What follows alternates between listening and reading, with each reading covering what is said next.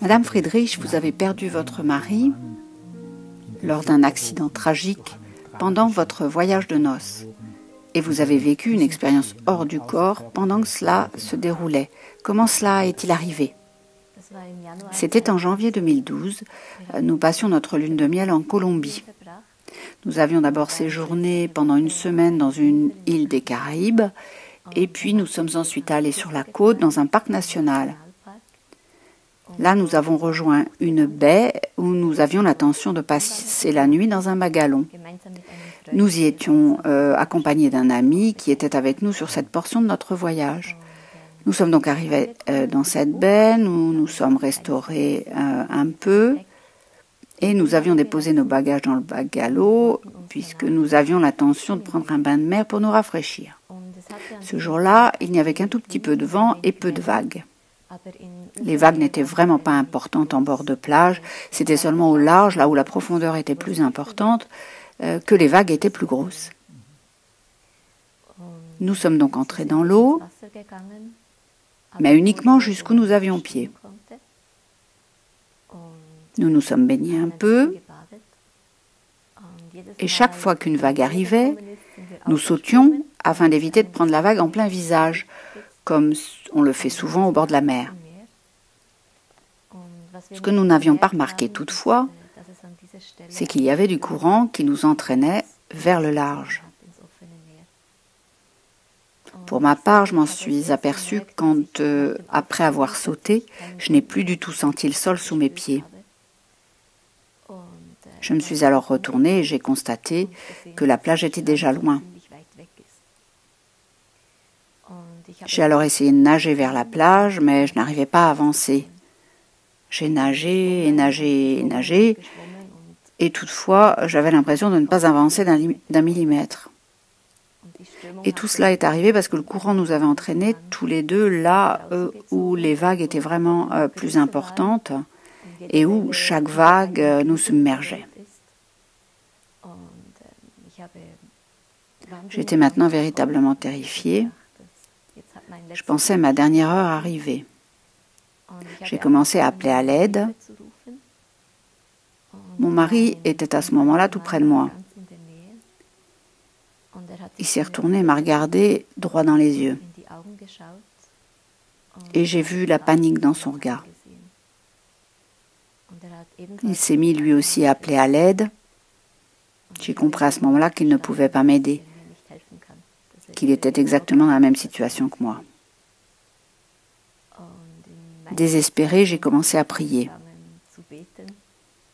demandant de l'aide à Dieu.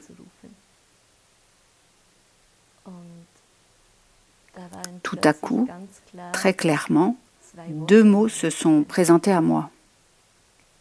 Confiance et dévouement. Quand j'ai perçu ces mots, je suis alors devenue très calme. Et en moi, j'ai essayé d'appliquer ces deux mots à la situation que j'étais en train de vivre. Et je me suis dit, d'accord, alors fais confiance à la mer, écoute la mer. J'ai compris à ce moment-là qu'il ne fallait pas que je nage à contre-courant, que je n'arriverais pas à gagner, et que la mer était plus grande et plus forte que moi. J'ai alors commencé à attendre les vagues, et quand une me submergeait, je nageais avec elle aussi loin que je le pouvais. Et quand elle se retirait, je nageais sur place, sans essayer d'aller plus loin parce que ça ne servait à rien. Ça consommait juste toute l'énergie que j'avais. Et donc j'attendais la vague suivante. Ainsi, j'ai réussi à avancer petit à petit jusqu'à ce que je rejoigne à nouveau mon mari. Je voulais l'aider à se calmer. Mais quand je suis arrivée à lui, il était déjà en pleine panique. Il se débattait en tous sens. Je l'entendais boire la tasse.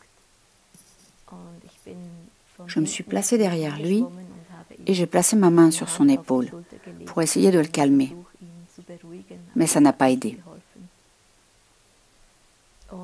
Notre ami avait vu dans quelle situation nous étions, il nous avait entendu appeler à l'aide et il s'était alors mis à nager pour venir nous aider. Quand je l'ai vu assez proche de nous, j'ai décidé de continuer à nager, afin qu'il puisse s'occuper uniquement de mon mari. J'ai pensé que ce serait plus facile pour lui de n'avoir qu'une personne à aider au lieu de deux. Je me suis alors concentrée sur la plage, attendant chaque vague et nageant avec elle, et ainsi de suite. J'ai ainsi réussi à rejoindre la plage. Quand j'ai eu pied, je me suis retournée et j'ai vu qu'ils étaient encore tous les deux au large. À part nous, il n'y avait personne sur la plage. J'ai donc couru jusqu'au bungalow pour chercher de l'aide. Les gens qui s'occupaient des bungalows, ainsi que 2 touristes argentins, sont venus avec moi. Notre ami avait rejoint mon mari à ce point, donc.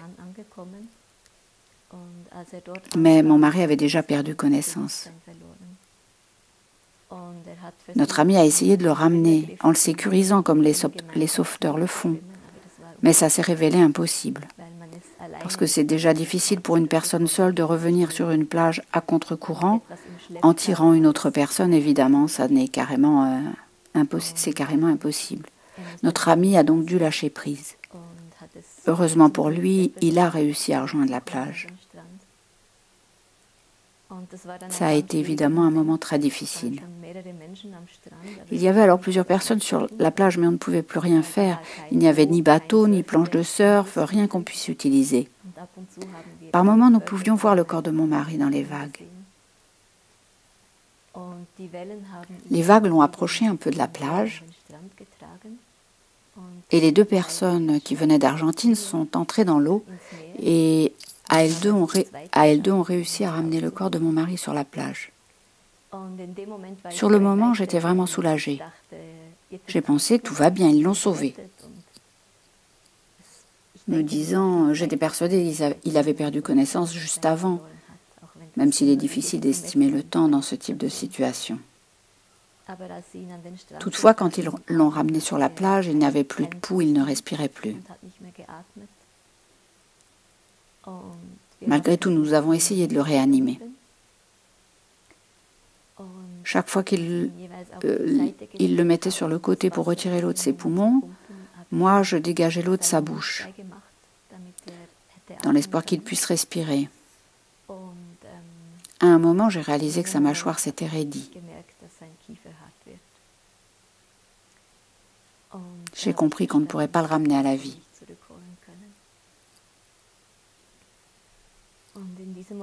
À cet instant-là, j'ai appelé à l'aide, de tout mon cœur, du plus profond de mon âme. Tout à coup, sur ma droite, j'ai remarqué une présence sur la plage. C'était un être de lumière. Ce que l'on pourrait sans doute appeler un ange. C'était un être entièrement fait de lumière dorée, magnifique. Et je me souviens encore que j'ai regardé cet être et j'ai dit en moi-même, mais qu'est-ce que vous faites là? Restez bêtement, faites quelque chose. Mais l'ange m'a fait comprendre qu'il ne pouvait rien faire, qu'il ne pouvait pas intervenir. J'ai ensuite reçu le plus beau des cadeaux.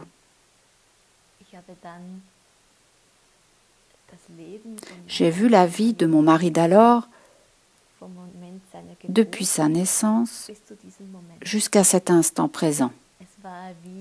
C'était comme si tout était condensé en une seule information, toute sa vie présentée en une seule information. J'ai ensuite vu ma propre vie, de ma naissance jusqu'à cet instant présent. Ça ne peut pas être expliqué rationnellement. Mais sur le plan psychique, ça faisait tout à fait sens à ce moment-là. J'ai compris à ce moment qu'il fallait qu'il parte, que son heure était venue. Et sur ce plan-là, à ce moment-là, je pouvais l'accepter. Et dire intérieurement, ok, c'est bon. Je me souviens avoir demandé à l'ange, si j'avais le droit d'accompagner mon mari. Il m'a répondu non. Ça n'est pas encore ton heure. Tu as encore une tâche à accomplir. J'ai accepté.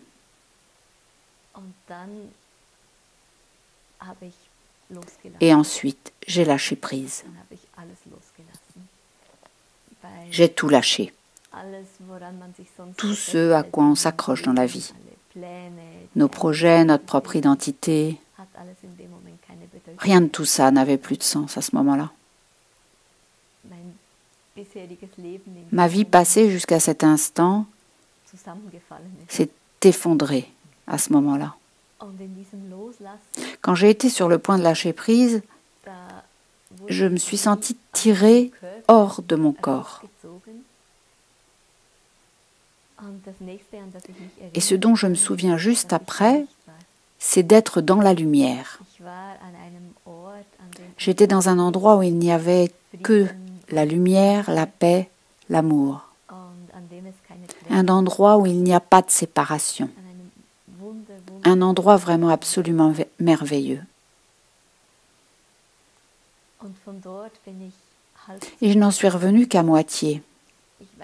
Ce que je veux dire, c'est que je me souviens, j'étais debout sur la plage, dans mon corps de lumière, et à côté de moi se trouvait assis mon corps physique. Et à côté de mon corps physique se trouvait allongé le corps physique de mon mari. Dans cette expérience hors du corps, je l'ai vu lui aussi, dans son corps de lumière. Et je me souviens de l'avoir regardé et lui avoir dit « Ah, tu es là ! Je m'inquiétais pour toi. » J'ai vu qu'il s'inquiétait lui aussi, pour moi et pour les gens qu'il laissait derrière lui. Je lui ai alors parlé intérieurement et je lui ai dit que tout allait bien se passer, que je savais et que je comprenais qu'il devait partir. Je lui ai promis que je trouverais un moyen de continuer à avancer, d'être heureuse même et de continuer à vivre. Nous avons pu nous dire adieu à ce niveau-là. À partir de là, je suis revenue dans mon corps. Et il est parti. Et pour moi, ça a été le début d'un processus important d'intégration, de deuil, de lâcher prise et de transformation. Ce moment sur la plage, grâce à cet état de conscience modifié dans lequel j'étais, à ce moment précis, j'ai parfaitement compris que j'avais un choix à faire. Soit j'acceptais ce qui s'était passé,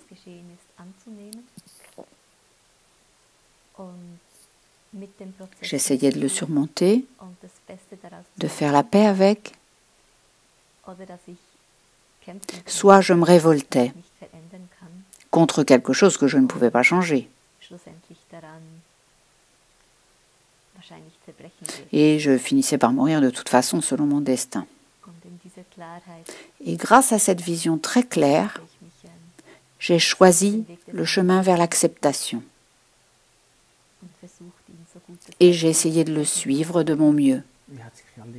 Comment est-ce que votre vie s'est déroulée par la suite? Comment avez-vous réussi à intégrer tout cela? Grâce à cette expérience sur la plage, j'ai été obligée et j'ai eu le droit de construire une vie complètement différente.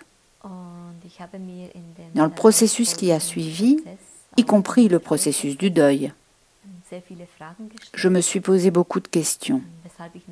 La raison pour laquelle j'étais toujours là, ce que je voulais faire de ma vie. Et en dehors de la douleur et bien sûr des moments difficiles, je considérais ça comme un cadeau d'être là et d'avoir eu le cadeau d'une deuxième vie. Je pense avoir vécu plus en conscience depuis. L'aspect éphémère de l'existence, ou plutôt de la vie physique, a été plus présent pour moi depuis ce deuil. J'essaie de vivre une vie qui a du sens pour moi. J'essaie de profiter davantage de ma vie. Je sens que je suis là pour contribuer à améliorer la vie sur notre terre. Et cette expérience hors du corps en particulier m'a ôté toute peur de mourir. Ça a été un cadeau merveilleux pour moi, que de faire l'expérience de mon existence hors du corps. Et ça a renforcé ma confiance en une sorte de sens à la vie, en une guidance divine, même si ma raison, elle, ne peut le comprendre.